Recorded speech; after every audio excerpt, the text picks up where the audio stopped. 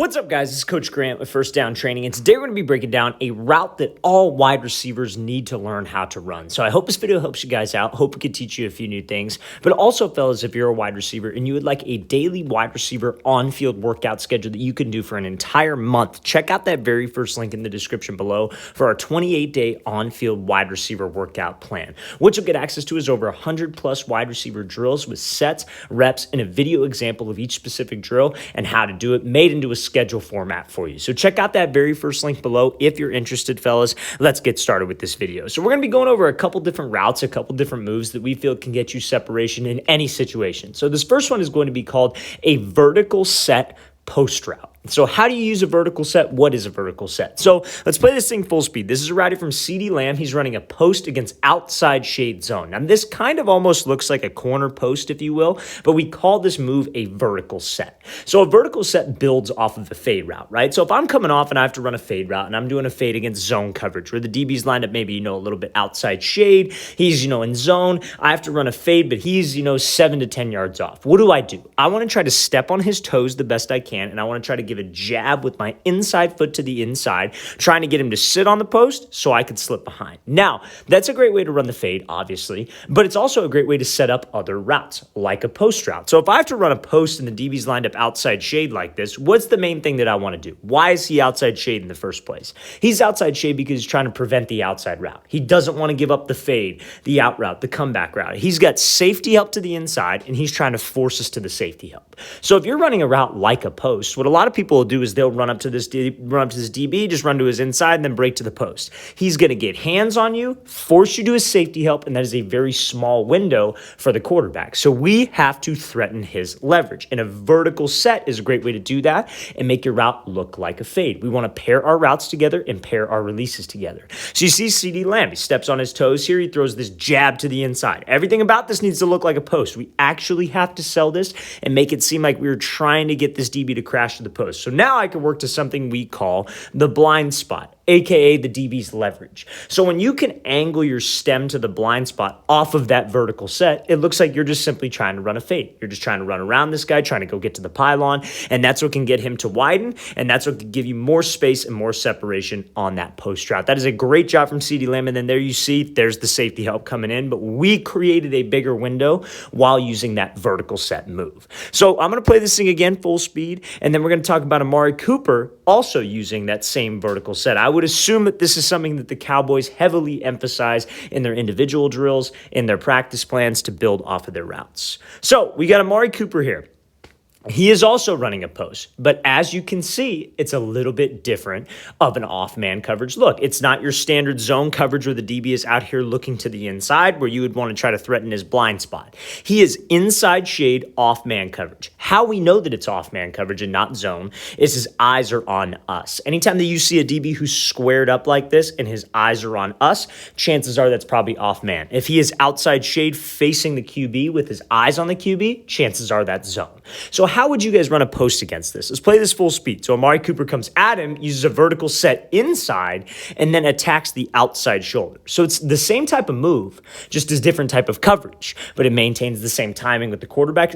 Everything stays the same about this. So let's talk about why this works. So when we got inside leverage like this, and we have to run a post, the main mistake that a lot of wide receivers will make is they'll just try to square up this DB. So they'll square him up, they'll try to step on his toes, attack his midline, and then just break off on the post in front of him. But the problem is as soon as you start to attack that DB's leverage, what's he going to do? He's going to weave to the inside, and then if your plan of action is just to try to run around him, you're going to run right into him. So we have to threaten his outside shoulder. My goal is to get him to think fade, open up, so I could slip back underneath. Very similar to how when this DB was lined up outside shade, I want to make him think fade so he widens, and I got a bigger window over the middle. So what Amari Cooper does, he makes this look the same, like if he was running an actual fade route. Same thing, same way to use a vertical set. If you were running a fade route against this inside shade coverage, you would attack his leverage and you would give him a move to the inside. Now, this wasn't as emphasized as a vertical set as CeeDee Lamb, but it's still the same idea. It doesn't need to be this long, hard cut, I guess,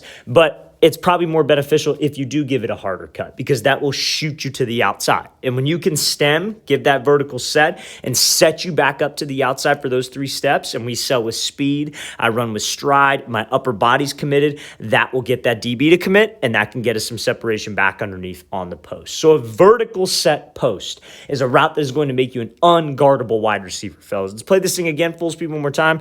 Great job by Amari Cooper attacking, giving that vertical set, and then bursting at that outside shoulder to win on that post. Okay, so now, second thing I want to talk about here that's just a very, very elite wide receiver release that you can use when going up against a physical DB who, as you can see, is right up on the line, might even be offsides if I'm being honest with you, but how you can beat a DB who's right up in your face. And that's by using something we call a step back release. So what is a step back release? Let's play this thing full speed and then we'll talk about it. So he does a little step back, gives a move outside, is able to take the inside release and win on the out route. So let's talk about it. When we go here, and I got a DB right in my face. Like, so a couple things. I want to talk about this scenario, number one. When you're in a scenario like this, and it's one-on-ones, you sometimes will get very, very unrealistic play from a DB. I'm sure a lot of you have probably been through this situation or have had this situation happen where a DB will just jam right off the line, get his hands inside your frame, and just jam you to the sideline pretty much. Now, the issue with that is that there's no threat of a run here. There's no running back. The quarterback can't hand the ball off and go run a sweep. So if this DB wants to take himself out of the play, he can. And whoever goes on a hard count in one-on-ones, nobody does. So he knows when the ball is going to be snapped. He knows as soon to get hands on me as soon as he hears that quarterback say set go. So sometimes it can be very unrealistic. So a plan of action you could have is something called a step back release. Literally, you just take this front foot, you step backwards off the line. You create some space for yourself. He gives a little jab and then steps back. But again, it creates some space. And when we have space from the DB, I consider that space to operate. I could give him a move to the outside. I could give him a little head fake to the outside, a quick jab, and then go.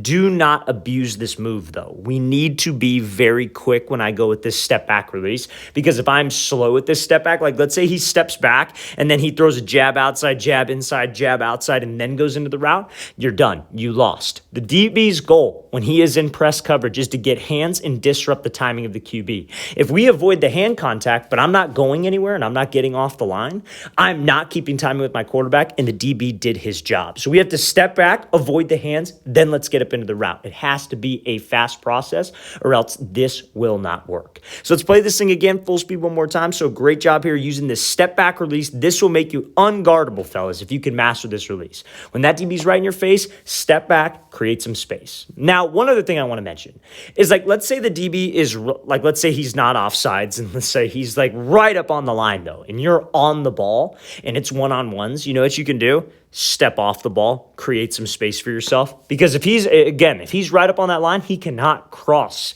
that line of scrimmage. So if you're on the ball, it's one-on-ones though, not a real game because you will get a flag. In one-on-ones, you're here, you're on the ball, step off the ball. Just give yourself that extra space. If he wants to play unrealistic and try to get hands right off the ball, we could play unrealistic too. We could play that game all day long. Let's play this thing full speed one more time. Great job with the step back release and then using that inside release on an outside breaking route to win. Okay, so now, next route that I feel not enough young wide receivers are able to master or able to get down is that whip route. So what is a whip route? So a whip route is like a slant into almost like an out route, if you will. So you break to the slant for 3 steps and then you whip it back to the sideline. You do not turn your back. You keep your hips and you keep your shoulders parallel to that line of scrimmage the entire time. So let's watch this full speed. This is Xavier Worthy. So we're going to break down the mechanics of this and then how you guys can get out in the right amount of steps on this. So when we are running a whip route, this is a double move. We're going to be looking at 2 clips of this whip route here. So when you're running a whip route, very, very important you actually run the slant first. Now, I know that seems like basic advice, and you're like, well, yeah, no crap, I got to run the slant first. As so many guys don't do it, so that's why I bring it up. They will break off of this route here, they'll break to the slant, and they will take choppy steps. The whip route is only 3 steps, right? So you see, this is the first step, 1, 2, three. And he's breaking on the third step, hooking the fourth step around, and we're going to talk about how to do that on the next clip. But it's only 3 steps, fellas. So a lot of guys won't gain any ground on those 3 steps. They won't actually run the slant. They will take choppy steps. And that is something that a DB looks for. A disciplined DB is not looking at your eyes. You could snap your head to the quarterback all you want, but he's not looking at your eyes. He's reading your body language and he is reading your speed. So if you break to this whip route and you're taking choppy steps, you're automatically slower, you're not going anywhere, and you're never threatening him with the slant. To threaten this DB with the slant, to make him actually move, we have to take a full 3 steps. So we go here, 1, 2, 3. Now you see, as he's getting into this drop on the third step, he does not start to turn his body towards the whip break, like towards the sideline. That's what so many wide receivers make the mistake of, is they're about to drop down, but they don't trust their hips and they start to turn early. And that takes away explosion from the hip drop, and that doesn't sell the route long enough. Because remember, DB is reading what? My speed and my body language. So if my body language starts to turn, he starts to turn. So make sure, fellas, my hips and my shoulders stay committed to the slant. I'm running in full stride, I'm running in full speed, and I'm letting the hip drop, which we're going to talk about in a second, get me in and out of the break to win on that whip. So make sure we know how to sell this whip route, fellas. Let's play this thing again, full speed one more time. Now we're going to get to the exact steps and how you guys can make that smooth cut. So when you're running the whip, like we said, 3 steps. So normally on the third step, that is my drop step, right? So when he goes here, same type of concept, he breaks. That's his first, that's his second, that's his third. So he's snapping down on the third step. So it is very, very important that on that third step of the whip, you are getting low. So I'm snapping down. I'm bringing my chin to my knee. I am dropping my butt because that is going to serve as like an anchor. I think of it like you're in a big boat and you're going and you drop an anchor and it hits a rock. You have to halt. You have to come to a stop. That's how you want to think of your hip drop on a whip route. So when he drops into this whip, you see how he's here. It's violent. It's aggressive. He's snapping down. His chin's to his knee. He's not straight up in the air with his back.